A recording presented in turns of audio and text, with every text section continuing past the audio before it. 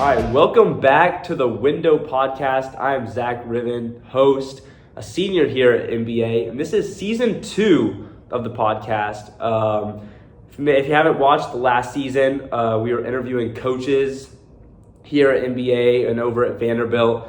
We're kind of doing something different a little bit with this season. We're going to be interviewing players who played at NBA and then continued their career into the collegiate level. And we got a stud. We got a guy here today, Grayson Morgan, 3-star coming out of high school. Playing football at Vanderbilt University right now. He held offers from over 20 schools, including UTK, obviously Vanderbilt, Arizona, Duke, and we're happy to have him. Thanks for being here. I appreciate you having me. And if I'm correct, this is the same room that you committed in. Is that right? Yep, right over there in those couple chairs. I had my family with me, a bunch of my guys all around, and picked the hats and determined where I was going. Does it feel good to be back in here? Oh, it always feels good being back. So I'm thinking that it's good to have, guys coming back to talk about their experience that played sports at NBA and then continued into the collegiate level, because there's so many guys at NBA that, want to pursue that. So we're going to break this down into a couple of different categories here, starting off with, your selection of Vanderbilt. Like I said, you had, 20 plus offers from UTK, Tennessee, Arizona, Duke, Maryland, but you ultimately chose Vanderbilt. And can you kind of talk about what the recruiting process was like and what went into your decision to choose Vanderbilt at the end of the day? So the recruiting process really hit me late. It didn't come until February of my junior year, which is late for most people, but then once it started coming in, more offers, realize like this is a reality, like I'm going to be able to play at the next level. Officially and everything, with continuing to get offers more and more. So all that part really hit me crazy. I remember, I think it was like 16 offers in like 25 days. It was something, they just started rolling in.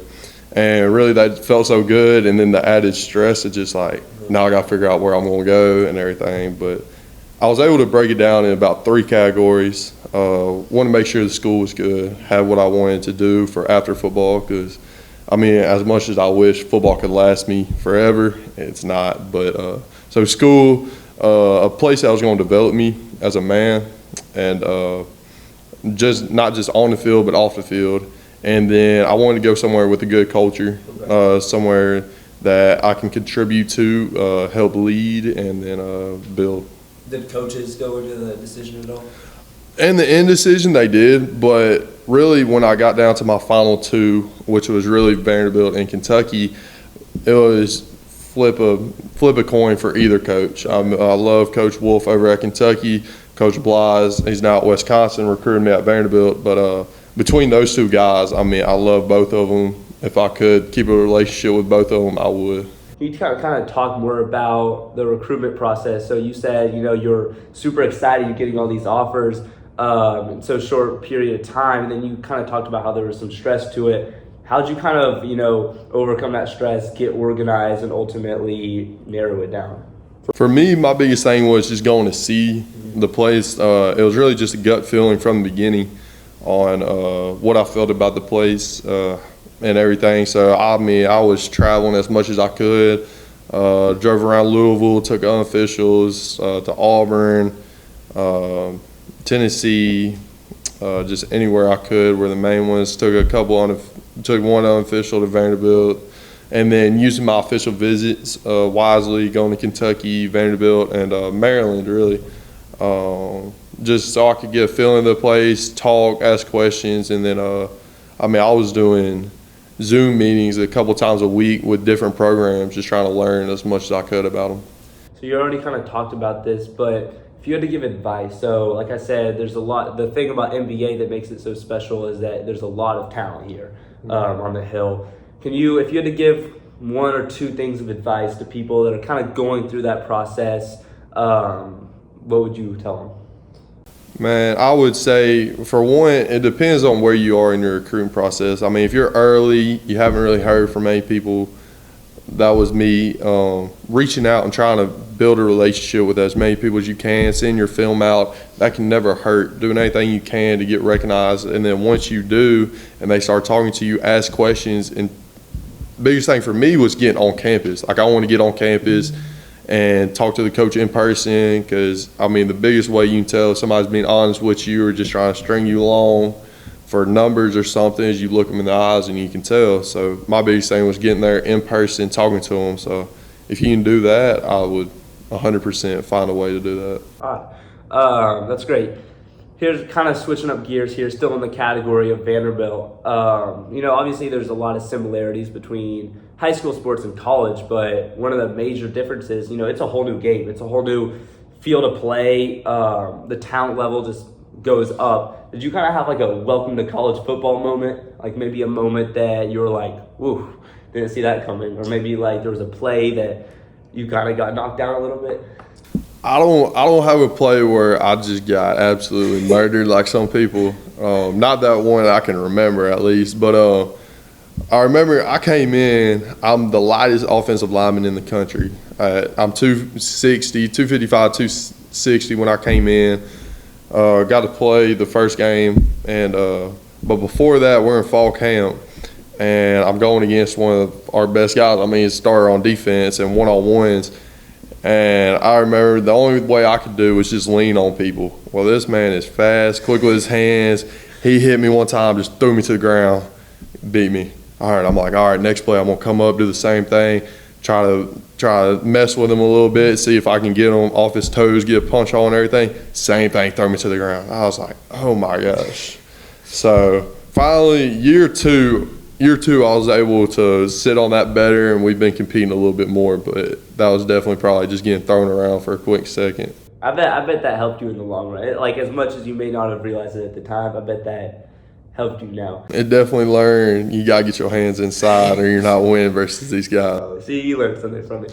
All right, next little category here, high school to college. So starting off here, what was the most difficult adjustment for you? Going to that next level of play, and can you talk a little bit about that?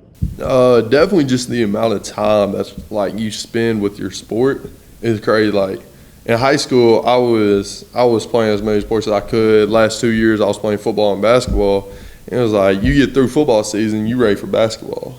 But now it's like you get done with football season, you're right back in football season. You're doing 8 hours a week that are required, and then extra meetings and stuff on that, which they claim is mandatory, but it's not really mandatory. So that's an extra couple hours, and that's just in the off season. And then you get to spring ball, you're doing 20 plus hours a week there, and then during the season you're doing 20 plus hours. So just the amount of football you're doing now is like you have no break. Your little break is you'll get a month off in May, but still you better be ready to come back for summer workouts or they're going to kill you. All right, next one here. How did NBA specifically prepare you for playing at Vanderbilt? So I really believe Coach Barclay, the O-line coach here, really gave me a good base to go in with. Just being able to use my athletic ability, I feel like they helped me use that throughout my time here, so I was able to realize it. It also helped that when I'm using it, coaches are able to see that, so they're going to install that. So it's like with Coach Bly's, he'd have me pulling on a couple of plays at center, which you don't really see. I mean, he's pulling stuff from Jason Kelsey's was doing in the NFL, like those type of pulls and stuff. So I really believe he gave me a good base for that to be able to really develop. All right, so outside of football, would you say that NBA, football or not football, prepared you, or how would you, what was the biggest way that NBA prepared you for college, just in general? It would probably be Coach Brock in the weight room, because so many movements we do is like power cleaning and hang cleaning, working with our hips and stuff like that. And the way he was able to teach all of that. Like it looked like when we were going through it felt slow. We were starting out with 25 pound plates on each side, working through a hang clean progression and then a power clean progression about every day during the summer, and it just felt repetitive. But once you get to that next level and you really start adding volume and stuff like that, you got some guys getting hurt or they're not pushing the weight you're pushing because they never did in high school. So like being able to have that base and stuff like that to go in to be able to lift and get stronger. While I'm a light guy in the SEC, I'm still up there with one of the strongest. Okay. That's awesome. And then you already kind of talked about this, but outside of, those daily practices and the talent level, what would you say the biggest difference is going to college, maybe in terms of nutrition, in terms of sleep schedules, in terms of anything else you can think of? Man, I've learned you got to get your 8 hours. That's one thing. It's like, and it's hard because like usually in high school I'd be going to bed at 10. I get up about 6. Okay. Now it's like I'm having to adjust and push that even more forward because I'm having to wake up at 5 some days. So I'm having to push that to make sure I get my 8 hours of sleep, because you can start feeling it later in the week. Just when you're getting up so early and trying to stay up late playing video games. So really just like cutting out some of the unnecessary stuff, but then still being able to try to use it to get away and stuff like that. And then nutritionally, I mean, it's hard. Like some guys come in overweight and they got dropped. Me, I was 255 and I put on 50 pounds in 2 years, which is a lot of weight. And it hadn't always been the best weight, but it's like you gotta get there in order to play in the SEC. You're not playing against guys that are 270 in the interior of the D line. Like those guys are 300. Like I've had, the one dude at Florida's 420. I saw that. And it's like he can move too a little bit. And then you got, when my freshman or sophomore year, you had another dude in there that was 315 that you look at him on film, he looks tiny because he's staying next to the 420 guy. So it's like everybody is huge and big and strong. And just building that, you got to get the weight up, put the right weight on, and then continue to just build strength. Has there been a specific food or drink that you've had to start eating that you weren't eating before, whether you like it or not? I mean, not really. They made me cut out on sweet tea, which was my big thing. But mainly like the Uncrustables, peanut butter and jelly. Like I'm having a couple of those a day, trying to eat as much protein as I can. But really the biggest thing is like you gotta eat way more carbs than I thought. Like when I was thinking about gaining weight and getting bigger, I was like protein. But then talking to the nutritionist, like you gotta have carbs and more carbs and more carbs. Okay. So you would say that you've definitely learned more about way more. Okay, that's interesting. All right, now we have some more individual questions here. We'll start off with some quick hitters. All right, so we're gonna go favorite movie. Gotta be Fast and Furious 5. Okay. Favorite class you've taken at Vandy? Man, that's a hard one. Probably my first. It was a writing class on Brazil. Okay. It was nice. I mean, the teacher was nice. The work wasn't too bad, but yeah, that's probably. Okay. Go-to flavor of Gator. Go-to, man, I got 2 on that one: the yellow and orange. You don't know what they're called. They're just their color. Man, I just go by colors. All right. Favorite athlete. Favorite athlete. Man, I've always, growing up, I was an Auburn fan, so it was definitely Bo Jackson growing up, watching his highlights and stuff like that. Okay. Favorite season? Favorite season? Yeah. Man, it had to be my senior year. I'm talking about fall, winter. Oh, season. I thought you were talking about football. I'm talking about the season. Man, I like the fall. The fall? The fall is nice, good hunting weather. Okay. But still got the football with it too. Okay, what's your go-to hunting target? Man, usually it's more dove or quail as the 2. Okay. All right, next one here. What's the most valuable lesson you've learned in high school, transition from high school to college, just any of that? Playing in college, being in college, just going through it all, playing sports, One of the biggest things I see that a lot of people don't use today, it was like my Coach Blige had two rules. There's always a right and a wrong, and you know it. And there's always a time and place for everything. And I really like there's always a time and place for everything, because I feel like a lot of the times I'll jump to conclusions and stuff like that, or I'll be doing something that is not in that time. That's not what you're supposed to be doing. So really those learning, just being aware of my surroundings and stuff like that. Okay. And then, I've never played college sports. That may surprise you. But, if I had to guess, even in high school, you got a lot of plays to know, memorize. And if I had to guess, am I right, in college, it's a lot more. Oh, yeah. What's for all the fans out there or listeners, what's your go-to way of, memorizing, studying, learning all those plays? I gotta get reps. There's a thing during practice or walking through them or something like that.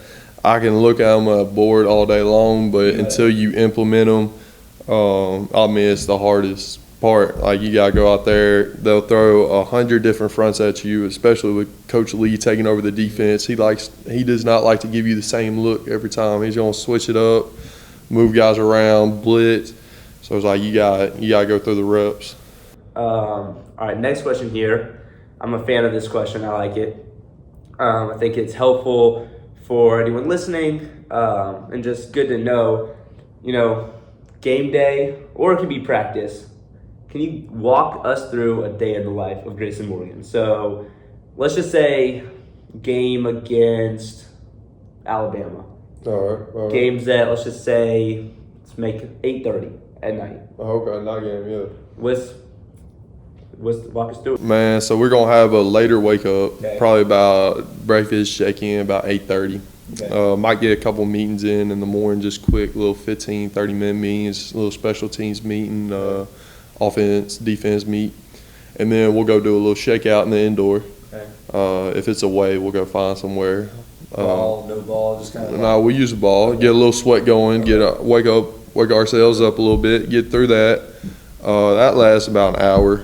Then we'll head back to the locker rooms, change, shower, head back to the hotel. We got about an hour or two of downtime. Okay. And then we'll go into meetings, usually another quick couple meetings, 15, 20 minutes, not trying to be too long, not trying to get tired in those. And usually include a walkthrough, so you're up and moving around. Either got your travel suit on, or if it's an away game, we'll put our little suits on. Everybody try to look nice and all that. What's the go-to game fit? Man, so I like the one I had at UNLV in Vegas. Had the cowboy hat with a gray, a jacket, a little white, got some blue little pants, not kind of a little bit lighter than jeans, and then some Croc boots. Okay, I like that. All right, continue. So usually we go through that, do our little spirit walk with all of our families, go take a prayer on the field, and head up to the locker room. We'll do a little shakeout while we're getting ready, and then we're getting taped up, eye black on, jersey on, and then usually go out with the centers to get a couple snaps in, whether I'm playing center or if I'm at right tackle that game, just to warm up in case emergency situation. So You have any superstitions? Any kind of rituals you like to do before games? Nah, mainly just eye black. I need my eye black. It makes me, I feel like a little warrior, you know what I'm saying? So Are we talking like sheets down the cheek? Are we talking like? Nah, usually I'm here and then I'm pulling it down, you know what I'm saying? I don't like to mess with the eye black, at least not until I'm in the game or something. So it's like, I don't want any streaks. I want to make sure it look good until the game starts. So usually that. All right. That was a good answer. I like that. So you've kind of already talked about this, but what's the best advice you've ever received? Could be from a coach, could be from a parent, could be from a friend. Man, the best thing is, and this is what I love about sports, is keep your head up and keep moving. And that's really something that a lot of my coaches have taught. I mean, either at NBA or at Vandy or wherever, it's like you make a mistake, keep your head up. You can't sit there and dwell on it because then you're going to make more or you're going to let it affect you for a long period of time. It's like, all right, I made a mistake. Now, how do I fix it? How do I go from here? How do I make sure it doesn't happen again? Which I think applies to, real life. Like, you mess something up in life, you got to set up. You can't just hang your head and cry about it because it ain't nothing going to change. Keep your head up, figure out what's next. There's going to be time to cry later, but you got to keep going and figure out what to do next. For sure. I like that. All right.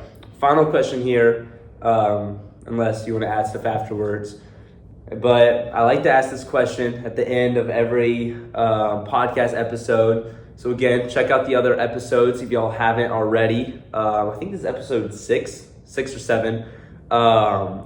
You can find it on Montgomery Bell Academy. If you go to YouTube, go to videos or go to latest, and they should be there. But let's just hit this last question. Define greatness. It's a broad question. Take it how you want to take it.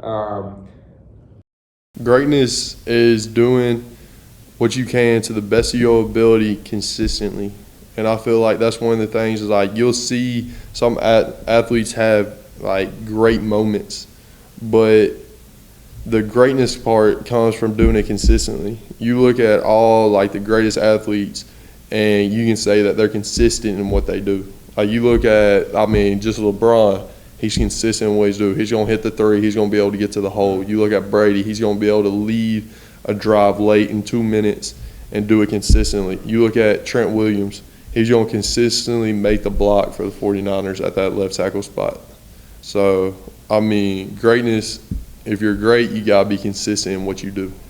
I love that. The thing I like about that question is, we kind of get a different answer each time, which just goes to show that, there's multiple ways you can be great. You don't have to have, the best talent in the room. All right, well, that'll wrap us up, actually, for today. Unless you have anything else to add, that'll do it. So thanks again to Grayson Morgan for being here. Keep an eye out for the next couple episodes to come out.